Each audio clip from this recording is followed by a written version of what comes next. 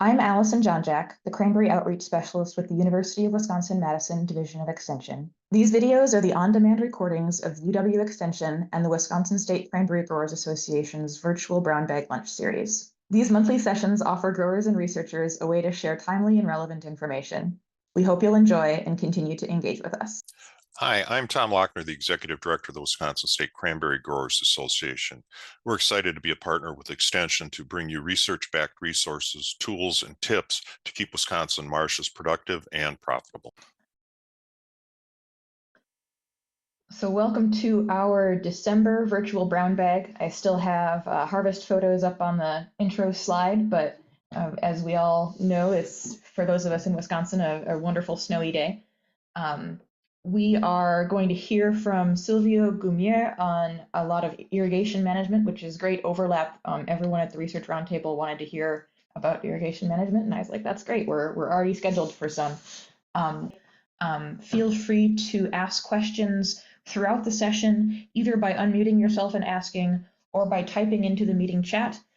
You can also type into the meeting chat and use the drop down that says to Allison Jonjak, and I will receive that question and I can ask it on your behalf anonymously. We have closed captions on, so if you would like to see closed captions, use the ... and access the closed captions.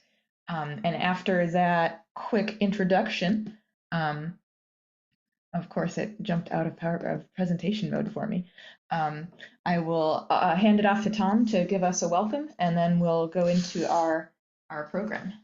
Yeah, thanks, Allison, and just like to welcome everybody to our almost monthly virtual brown bag sessions. For those of you that are joining us for the first time, COVID taught us that we could do things online, and we found a very effective tool to get out timely information to growers in a format that doesn't require a lot of travel. We try to make it information that is timely for growers and their management throughout the growing season, and provides an opportunity to share that information. So I'd welcome everybody. Thanks to Allison and Alex for setting up the sessions for today, and to the Education Committee for helping us come up with the topics. And also thank you to our speakers and folks that are joining us today and help make these successful. Just a couple of reminders. We do have the Wisconsin Cranberry School coming up in January. It's going to be the 18th and 19th. We'll be in Wisconsin Dells. We've got a great program lined up. The registration materials have gone out, as has the program. If anybody has any questions or wants more information, they can check our website at wiscran.org or contact Alex directly. We will have a pesticide applicator training session there. I know Allison is working on other options for growers to go through the training and certification program at other times and other locations, and we'll keep you posted on that through the newsletter. And as we're coming to the end of the year, I just want to thank everybody for all of their hard work during the past year. It's been, as always, a challenging year, but we've, I think, made a lot of progress as an organization and as an industry in our research and education programs, which we're focusing on through these brown bags. So thank you for your support of that. And of course, we'd like to wish everybody happy holidays and the best of the new year. And we look forward to a great year in 2023 for everybody involved in the cranberry industry. So with that, I'll turn it back over to you, Alice. Thank you, Tom. We're going to have a quick snow poll, and then we will hear from Silvio Gumiere, who has been working at the Water Research Center in Laval University and is going to give us updates on a lot of his research. And then finally, at the end, I will go over pesticide applicator training options. So stick through all the way through the end, although I'm sure Silvio's presentation will be the most applicable. Wanted to have a quick poll, and I will hop over to the window. How many inches of snow did you all get in your regions? And some of the poll questions that we have are going to be are going to be grower only, but this one, snow amount, I think I'll let anyone answer. So go ahead and record how much snow you guys got in the past couple of days.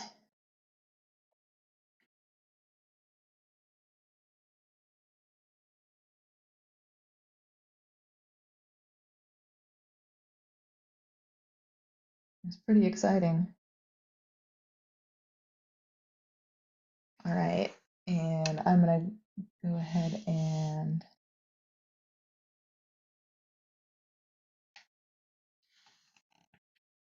we've got more than half of you participating here. So seven operations had less than an inch of snow, so just a trace amount. We had one with 1 to 3 inches. Nobody in the 3 to 5 bracket, but we had 5 people get 5 to 7 inches. 5 people get 7 to 9, and another 5 get more than 9. So clearly I should have had a higher scale. I also want to ask, and this next one will be a poll just for growers. And I think I'll say just growers that have snowfall. So if you're out in New Jersey and you haven't had snowfall yet, go ahead and hold off on this one. When do you plan to flood? So I've got an option for we already did. We're we're working on it today. We'll be doing it tomorrow. We'll be doing it Sunday, or don't plan to flood. And again, this is just for Wisconsin growers or other growers that have had snow.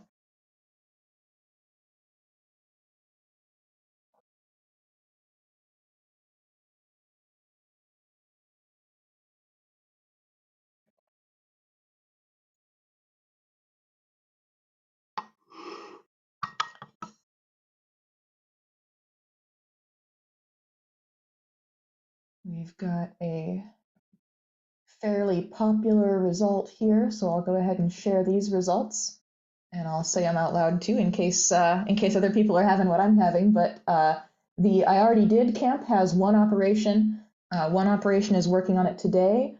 We have 7 operations that have tomorrow as their flood plan, 2 operations on Sunday, and then 1 operation doesn't plan to.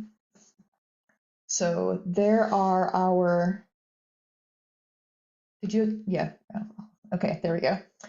And I'll head out of the polls now and into Silvio's presentation. I'm going to stop my screen share so that we can hear directly from Silvio.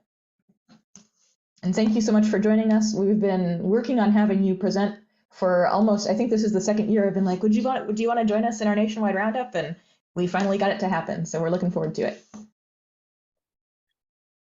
So I'm very happy to be here today and virtually and to present to you some results we have for the project we have in Quebec. So it's been 10 years that we were working on integrated agricultural water management in general and in Cranberry too. If you can pass, Allison.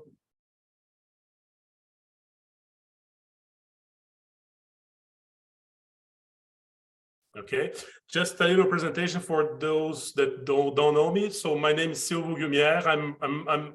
I'm a mechanical engineer, a Brazilian mechanical engineer. Very sad because we were out of the soccer World Cup, and yeah, it happens. And right now I'm going to go to Argentina, and I'm specializing in fluid dynamics, and I did my master's degree in Brazil too, in the soil water dynamics and using nuclear energy to measure the soil water dynamics. After that, I went to France to work with erosion, and I did my postdoc here in Quebec. And I was supposed to work here only 2 years, but I stayed in Quebec since 2011, and I became a professor at Laval University. And if you can go to the next one, please. So just to talk about Laval University, that's a big university we have here.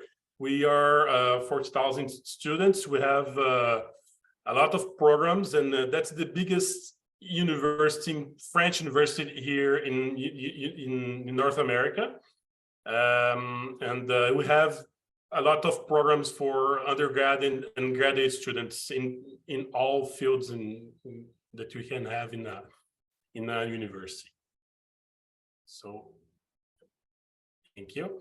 So globally, I work with integrated water management. What is this? This is we try to develop approach and methodologies that are without compromising the yields. We try to do better things and the managed water and irrigation and all things in order to get the yields that we can get, but without harming the environment and without compromising the water that's other users that they're going to use. So basically, I work with two fronts: the irrigation and drainage in cranberry, and also potatoes and other crops. And another part of my work is to work with soil erosion and water conservation. So we develop some models that will simulate the water erosion, erosion by water, and to provide ways to fight against the erosion. Okay. So from the last 10 years, we've been working with cranberries and water management. We learned a lot with experiments, and this is from the thesis of Vincent Pelletier, that did the PhD thesis here at Laval University. And we learned a lot in how to manage the water in order to get the more yields for the fields. And so what Vincent did here, he tried to classify the stress that we can have. So for example, frost, water, hypoxic, and the heat. So what are the tools that they can be used to work on these stresses? So that's like a summary of his thesis that he presented at the end of this thesis. And there was another part here, that's the next steps, that is intended for the automation. So how can we make a robot do this management here, or how can we create some tools that will be used to help farmers to manage their fields, okay? And in this automation part, we include also the spatial variability for all the fields, because Vincent, what he did was very local. So he was trying to manage, but he didn't look at the spatial variability of the water table or the yields even, and how it will affect the yields and the water management. Okay, so we can go ahead, please. So what we learned for this project, so we had 5 years working on, okay, we're trying to reduce these 5 stresses: heat, water, hypoxic, and other things, and freeze. And we calculate for water the best range for soil maturity potential. That's the water that's retained by the soil, the porous media. And we can see that in minus 4 to minus 7 kPa, that will give us a water table that's below the soil surface about 60 centimeters. Okay. So, but what we can see in the figure I showed you, the relative yields, you have a lot of points, okay, and you have a line that covering all these points. And anyone can say, okay, that's not a very nice fit, okay, and but we're not interested in fitting this line here. We're interested in this variation because we have maximum points, and from the grower point of view, they want to have all the points that we measured close to the line we have in the maximum point. Okay, so why we can get this? So that's the idea for the project we've been conducting, and that's ending this year here in Laval University. And another thing that we measured, that's the effect of a plunge of drainage problems in the yields, but we could not measure the yields because it will bring other problems for us to measure this. So we try to link it with the photosynthesis that we can measure directly over the plant. So in the photo here, we are in a growth cabinet, and in the bag here we have the cranberry plants. And we manage the water table. So we close the water table to the root zone, and after some time we drain it. So we expose the root zone to hypoxic stress, and when we drain it, we take how much time it takes to the evapotranspiration reach the maximum. That's the best management practice. So we can see here from this picture that if you have 24 hours of drainage of the water table is covering the root zone, you have some, I don't know, 2 days or 3 days, 4 days to get the plants to go to the maximum regime again. Okay, and if you go to the 48 hours and 72 hours in a hypoxic condition, it will take more and more time to plants to recover. Okay, this here I showed only one plant, but we have 6 in this plant cabinet here. So these points we have here, they are not unique. We have repetition for this experience. So what we saw here, that cranberries are very sensitive to the flooding, and that's the contrary we think about. So can I ask, I would have expected, if you told me I'm going to do this experiment, my guess would have been that you would have each of these, the 24-hour flooded and the 120-hour, that they would have like a curve and then go back up to the plateau and meet, I assume Temoin is not flooded. But instead they're just kind of a horizontal. Is that, you saw that across all 6? Yeah.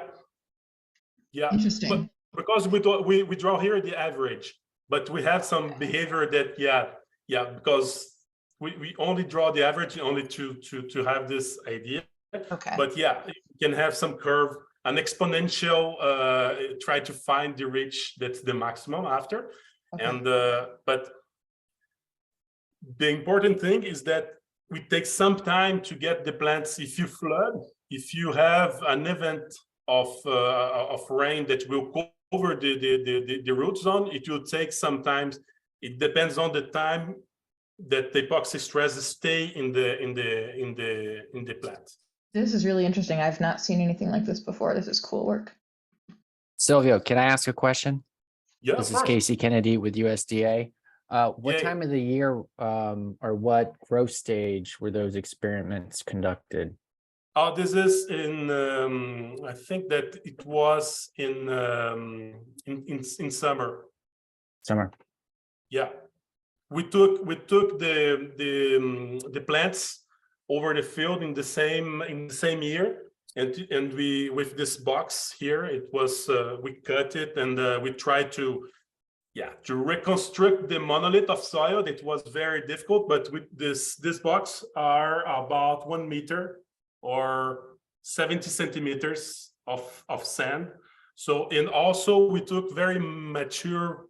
Yeah, I think that the fields we took this plant were 20 years old, I think. So it's well very established. And another thing that was Stevens, the variety. Okay. So yeah, as I was. Pull now or pull at the end? Oh yeah, at the end if you want. So the other thing that we were interested in, the main thing I think, it was to measure the yields over over a lot of points. Okay, it takes a lot of time and a lot of students to do that, but to construct maps in order to inform the growers how the fruit yields will vary over the area. Okay, because that's the end point. Okay, that's the result from something, from your drainage system, from your nutrients, so from your management, from your heat management. So that's the result normally, and we would like to have all red here. Okay, so we have some fields that are 50,000 lib per acres, or you can drop to the half or even below the half of this value, 15, I think, in the blue regions.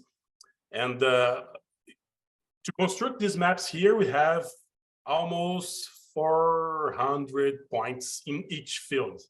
Okay, so it's very precise. Okay, it took 1 day per field to produce that, but it gives us some information. So what's happening here in this region in the middle, or in this region here when you have close to the lake here, the reservoir here, these 3 fields? What's happening here? Because we manage the irrigation the same way with tensiometers. We try to produce the same things, but the fields respond differently. Okay, so we try to see, okay, what's the problem? Is it the soil? Is it the drains? You have some drainage problems. So for this in the middle here, when we have the 7 close, that's the right part. In the middle, we have the blue one. That's another variety. So that was easy to explain. So it gave us, the other was Stevens, and the other one in the middle, in blue one, that was another one, but I don't recall the name of the variety. And we try to link this image here from the yields to the image that we produce with the wells that we install in this field. Okay, so we can try here. For example, if you have the bottom fields, we have a stain here that's blue. Okay, and we can measure the water table. So that water table was very close. Yes, thank you. Very close to the surface, and in this region here we have some loss of yields. Okay, another part here if you take, yes, thank you, in the top of this fields we have a stain that's blue. Okay, that's where the water table, but we have another problematic in this fields here, because they were 1 meter and leveled below the other surface. It was in a staircase, and there was water coming from the fields that was higher to this fields. That's some kind of resurgence of water. Okay, and but if you take this and compare with the graph we have for the yields, you can see that it has a lot of effect in comparison. So if you can pass for the other one. All right, so I had a poll of whether you have ever measured your yield spatial variability. I separated this, growers can say yes they have or no they've not, and then researcher or other can say yes they have or no they've not. If you're neither a researcher nor a grower, go ahead and let the researchers and growers answer this one. Or if this question doesn't apply to you, don't answer it.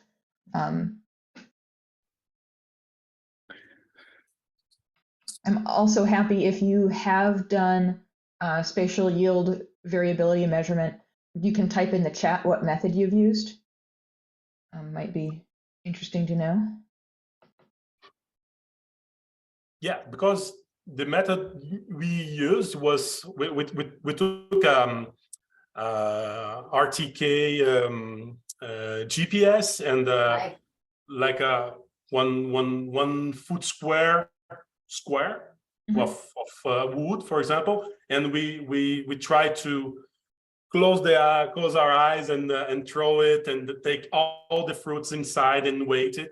And we were trying to get photos and try to calculate the number of cranberries after, and but it didn't go well, very well.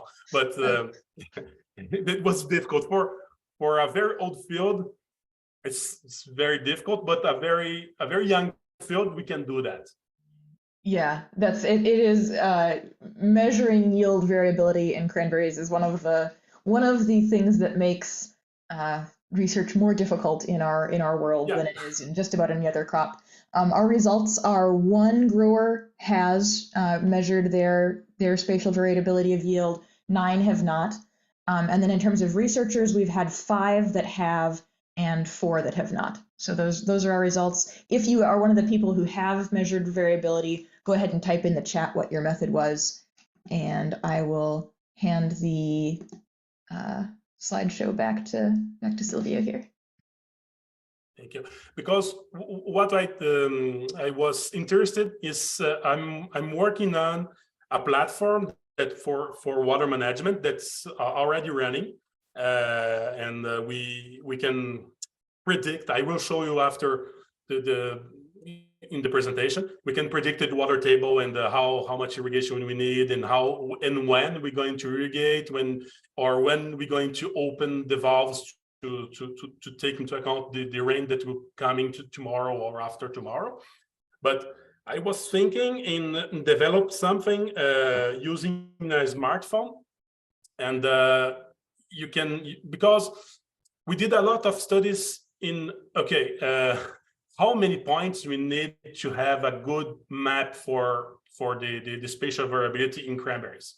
Okay, so we did a lot of work trying to find out what's the best method, what's the method that's easy to apply for everyone, and how many points we need to construct a map that is not very get any very much error inside it, in order to have confidence in the map that we're producing.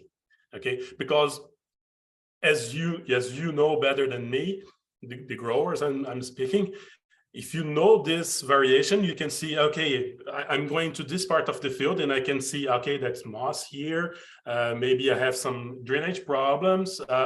Maybe I have some diseases that are developing here or other things.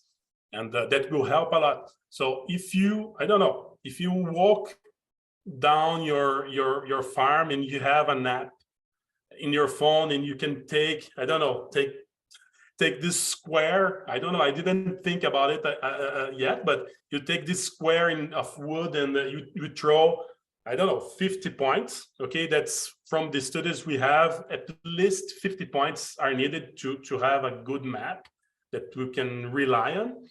But yeah, 50 points, I think that you can do that in, I don't know, 2 hours if you walk very fast.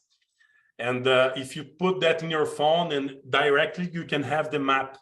Okay, so I was interested in knowing, are producers, are growers interested in some kind of tool that you have? So if you are, you can contact me.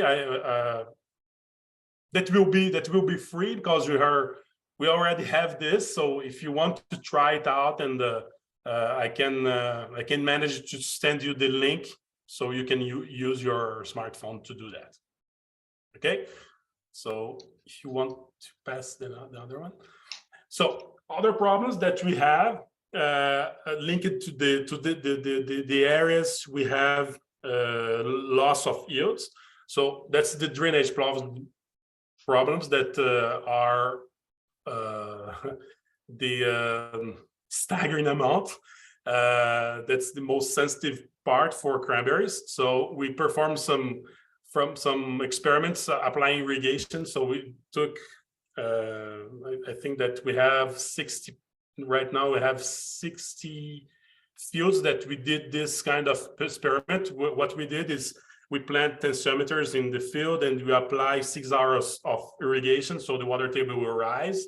And after that, we wait until the water table is taken. So we take in 3 parts of the field. So 1/3 in the middle, and the other one for 3/4 of the field, in order to see if you have some problems that are developed in the middle of the field or the end of the field.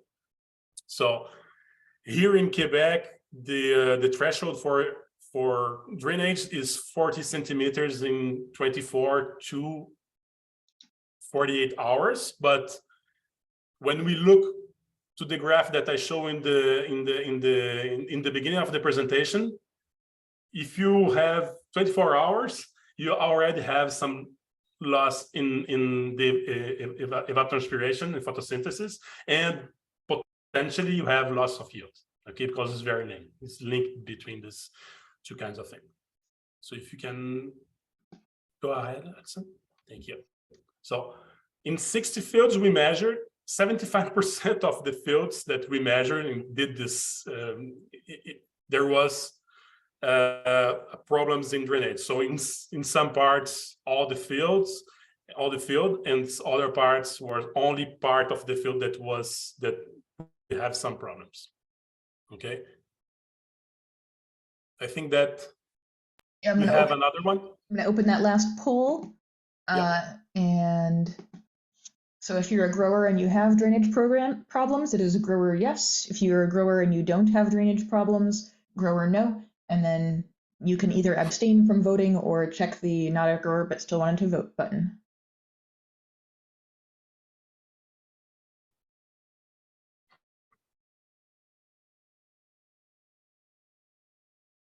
And one thing that I would like to know is, if it's possible, what kind of problems you have, and how do you measure it? It's only visual. It takes time, for example, to the plants to turn green in summer or in I'm sorry. Yeah. In spring. Yeah. You can say it in French and we'll translate. Or Portuguese. Yeah, I'm really sorry. And I wanted to read, as we wait for this poll to finish off, Peter Jaranyama, also a researcher, did his spatial variability of yield measurements using the 1 square foot quadrants along with GPS reference stations. And for those who want to make one at home, the way I make my square foot quadrants is actually with little PVC from a hardware store. So you get 4 90-degree elbows and 4 1 foot pieces, and then you cut off to accommodate the elbows so that it is truly a square foot. But those are lightweight and simple. I'm going to show our poll results here. And in fact, as you might guess, 10 growers feel that they have drainage problems. Only 2 growers feel that they don't, and congratulations to those growers. If people want to put in whether they're seeing this through tensiometer measurements or through visual inspection or color changes, go ahead and type those in the chat, I think. And I'll pass it back to you. Thank you. So if you can, I can close here. So yeah, as you know, we tried to see what's the drainage problems are coming from. It's the obstruction in the drain, or it was installation problems, or it was something that was developing over time in our fields. So this is the radiogram that we use our GPR to construct these images. So we can see in the middle of the image here, the first one, you can see the drains. Okay, that's the hyperbole of reflection. So you can follow it through the field. Okay, and if we take the colors here, they're like soil horizons, okay, or different types of material, and we can follow them over the field, and we can construct some kind of, in the right side, some kind of surface, and we can measure the depth of this characteristics of the soil. So what we did is to cross this with some loss of yields we have. And this field here, that's the one, it was in blue, not in the middle, but in the end image that I put you. Okay. So another thing that what's happening is when we install the drainage system and we construct the fields, we put sand and other materials and other things.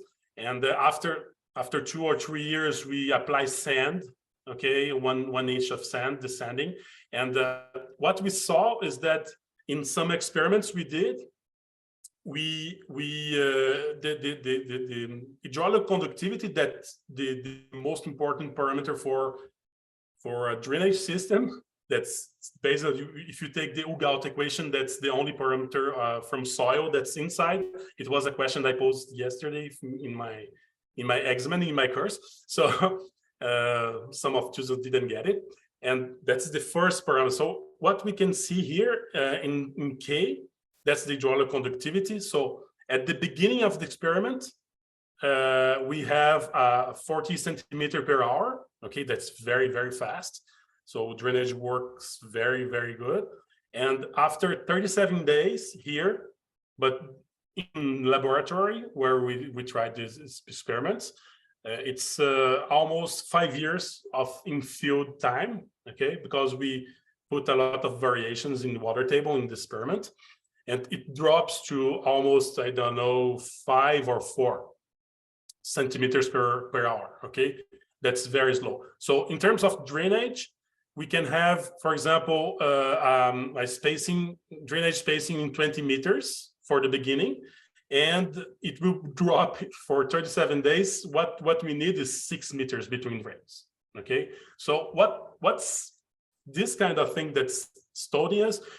I didn't tell you, but in the top of the column that we made this experiment, we apply 5% of very fine material together with the sand. Okay, it was silt-like material, but was different because the silt-size material, because we use CT scan to measure displacement and other things, but we have published this in other papers.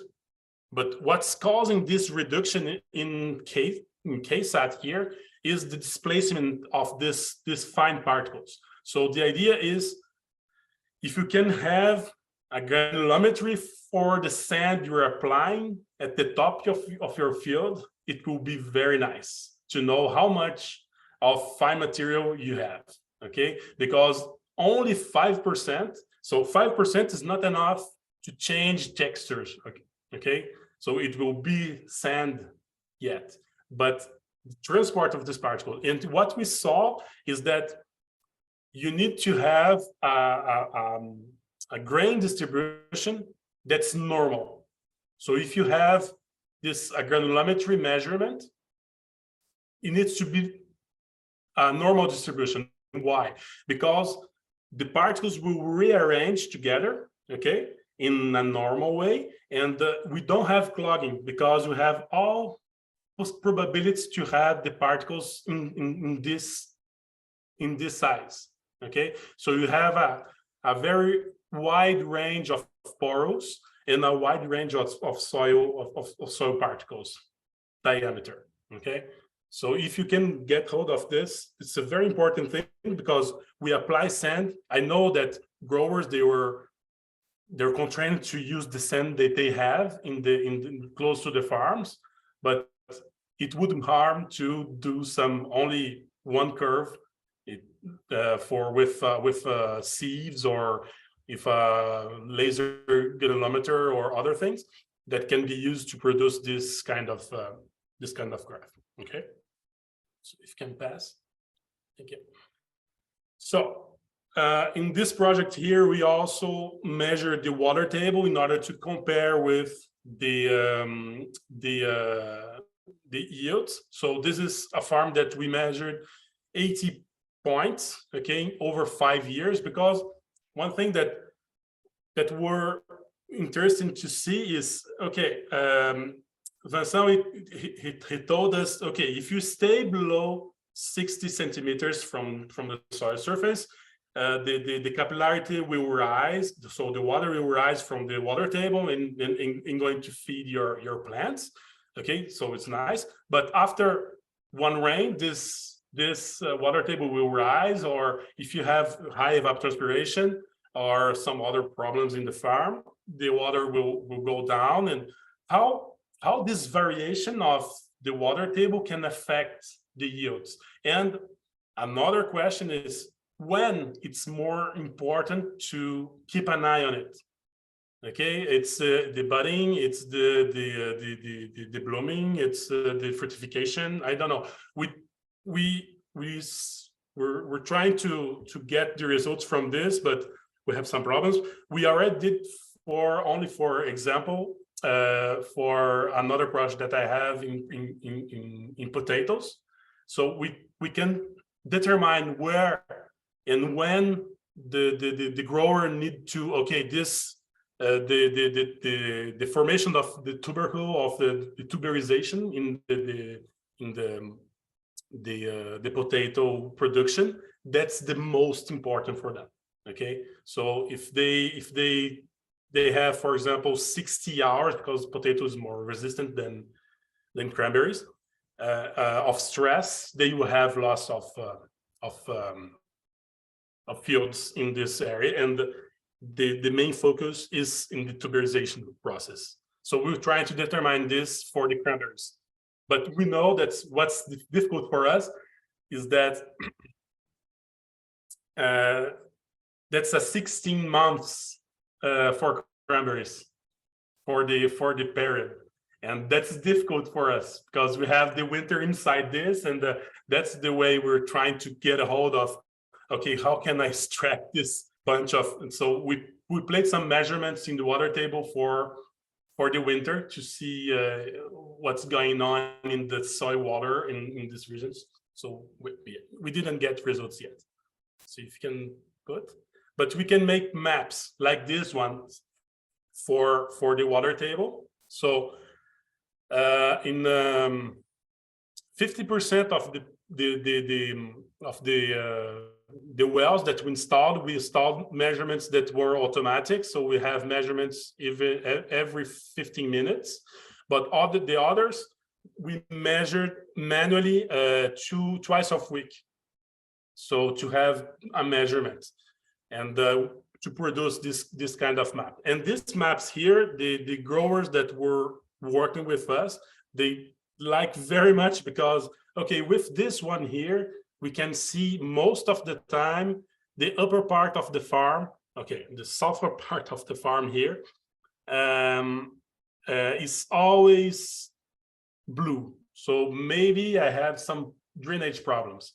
And the way they like to work with us, so okay, next year I will work on these fields for drainage, for managing the channel, the channelization of the field and other things. If you can pass. And with this kind of information, we can have, the animation doesn't work in this one, but we can have the, I don't know if you click on it, if it will, no, okay. That's no problem. So we can have an animation and you can see, for example, the blue part here at the right side is always blue. So the water table is very high in this part, and that's where we have loss of yields. And if you can pass the other one. Okay, that's all the data we have for the manual measurements.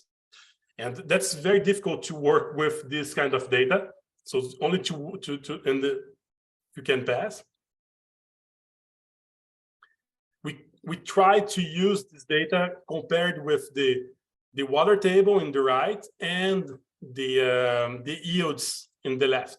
Okay, so 2017 was very bizarre year because we have a good performance for the water table because you have near 60 centimeters below the soil surface, but we have We had other problems. I don't know why. We have loss of yields, okay, for this farm. And 2018, we can have we have a wide variation and a wide variation for the yields. So I don't know if it's me, but when we look at these distributions, we can see, I don't know, 2 peaks and 2 peaks in the right one. So that's something in there. So the frequency and the variation and the distribution of probability related to the water table 8 and the yields, they're linked somewhere, okay? And in 2019, that's the same thing. Can I ask a question? Of course. If you plot water table depth versus yield, are they correlated? Yeah, but we need to do some transformations. Yes, they're correlated, but because we did, that's the what I present to you in the graph was the manual measurements. So we have very good relationship between them. Not for the first year, because I think that were other thing that I don't know, it was warmer and I don't know, but all the growers in Quebec, they had some problems in yields this year, 2017. I don't know if you guys in Wisconsin you had too, but yes, Casey, they're correlated. I just wanted to note too that we are getting close to the 1 o'clock, so I'm fine with it if we go over a little bit to the pesticide applicator training since we had a little false start getting started, but just as an FYI. Okay, thank you. So if you can pass, we did another paper. I can send it to you. So we try to dig deeper because sometimes the prolonged effect of the water table, the stress that's provided by the water table and the flooding and other thing, that will change the community. So at first, if you can pass the other one to the other one. At first, the idea was, can we identify a drainage problem using microbiology? Okay, so yeah, because it's very easy. We don't need to make a hole. You don't need to measure during 1 year, and because if you know what bacteria and fungi you are interested on, you can construct a model and plug it into in your computer and have the bacteria that we're interested in, how much you have in this place. Okay, so we try to do that, and we get some nice results. If you can pass. So yeah, you can pass the other one because we have. So we find some bacteria that were linked to the position that we have bacteria and fungi community. I'm not a specialist on this, so I had a postdoc that worked with this, and I'm a mechanical engineer. So what we saw is that some bacteria that were developed right on top of the drain, and when we are getting from this position to the middle of between drains, that's the most humid position normally, we have other bacteria that are developing there and some bad bacteria. And what we saw is we take some other measurements in other fields that to have some drainage problems. We have bacteria that are doing methanization, for example, developing more than the fields that we have a better drainage system. So one thing that we think of is that if you take your system that is continuously in this bad shape, okay, you have drainage problems during 3, 4, 5 years, it will completely transform your microbiota, okay? The microbes that are present there, they are the bad ones, okay? And sometimes that will transform your management. And even if you correct your problem, it will take some time, I don't know, 5 years more, in order to reconstruct your good bacteria. It's like us.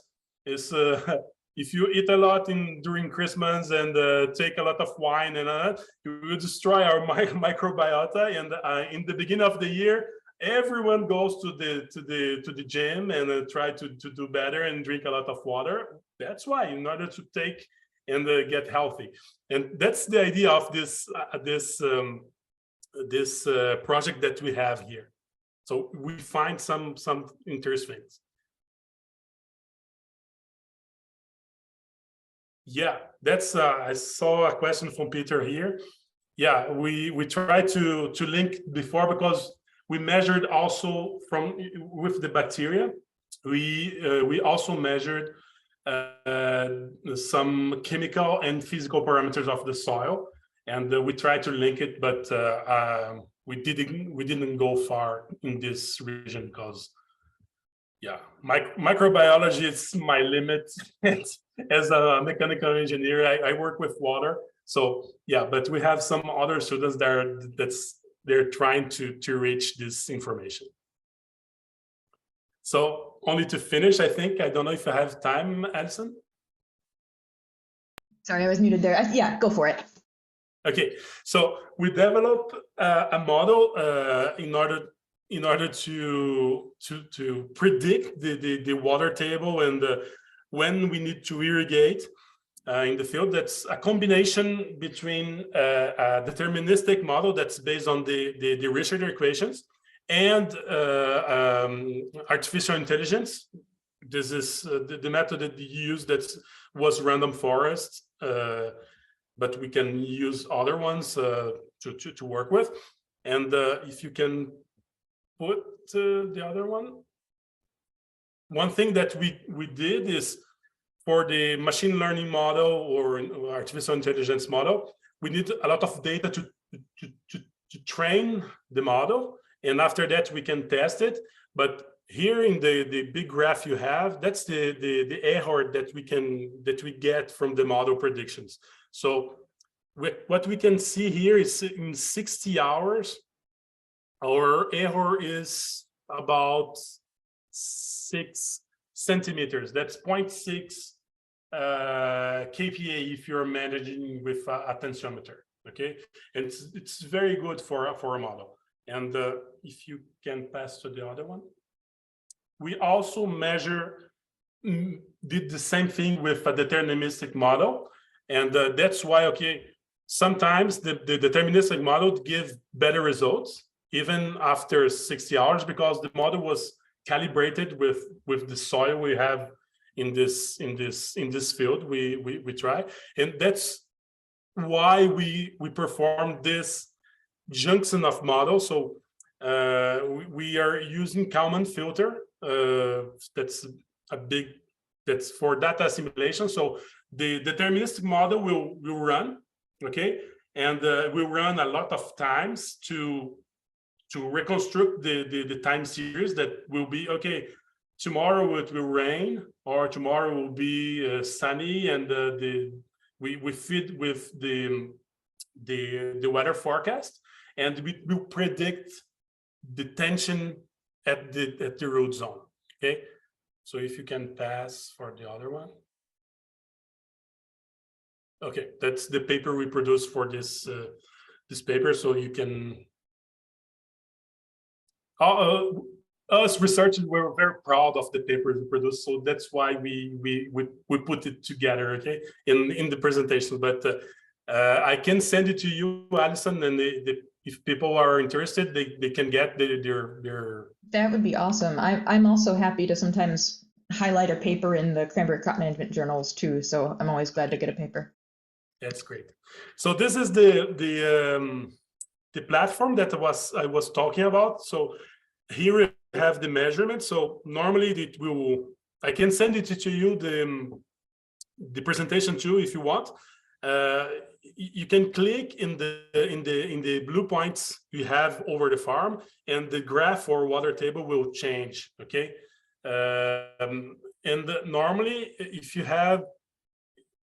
you go down to this window here, you have the forecast. Yeah, it doesn't work because it's a GIF that I produced. I'm sorry about that, but the forecast it will say, okay, tomorrow it will rain, I don't know, 20 centimeters. 20 centimeters is a lot. It's a hurricane. 20 millimeters, and you need to draw down your water table to, I don't know, 1 centimeter here in order to absorb this water and to don't get enough variation to disturb your plant to have. So we try to measure. And okay, in the other day, you have a very high demand of evapotranspiration, so you need to feed your plants with other water today in order to pass through this event that's extreme. Okay, so that's what this platform is for. And yeah, you need to have the measurements, but normally, if you guys want to apply it, is available. You need only to have you need to contact me, because you need to feed directly the values for the tensiometer every day, or you can communicate with Dropbox or something. That's what we're doing here. And just a note, if people did have another 1 o'clock to go to, thanks for joining us, and we'll see you there. But we're going to keep going and finish the presentation, and then I'll do the pesticide applicator info. Okay. So, and now we're starting a new project in this end. We're trying to work at the watershed scale, because some growers, they're trying to grow more cranberry, so they're expanding their farms. And but we don't know what's the impact on the water uses.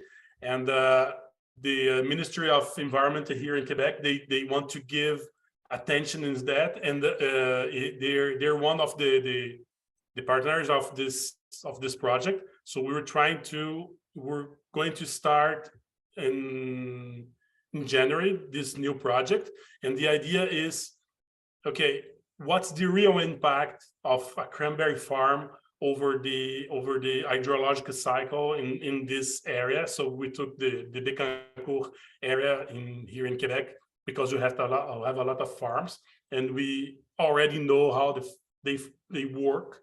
And we're going to use some isotopic hydrology in order to trace the water, and other models to simulate, okay, if I put a farm here close to the outlet of the watershed, what will be the impact? Or, okay, if I put in the middle, what will be the impact? So we can guide us where it's better, where we need attention, and when this grower needs to pump water, when it's right if pumps in this way or another way. And that's what we're going to try to do in this new project. So I think that's I forgot this slide here. So that's for the irrigation. I already did that. So if you have any questions about the presentation, and I'm really sorry about the animation that didn't work. I don't know what's going on with my internet here, because we got it working, and that all feels good to me. If anyone has questions, go ahead and type them in the chat. Also, feel free to unmute yourself and ask. The only grower that said how they're doing awareness of drainage problems are ongoing assessments with visual, with a little bit of tensiometers for the macro data collection. I see we have a question for from Casey for Silvio. Have you looked at the effect of genetic integrity on yield variation within fields? I know I've seen a little bit of that in my work, just incidentally too. So yeah, we didn't look at it, but our fields that we measured, all the things were Stevens, but we don't know the purity. Because I think that they didn't perform the integrity of the purity, but as we know, all the fields were Stevens. And the only one was this in the middle, that's the blue one. It was another one, but it was very small cranberries. I don't know, and very dark. I don't know what's the. Okay, that's interesting. So yeah, the idea is to give the information from. So Stevens has the potential to go very close to 50,000 liters per acre, and if we manage correct, and that's a nice thing to know also.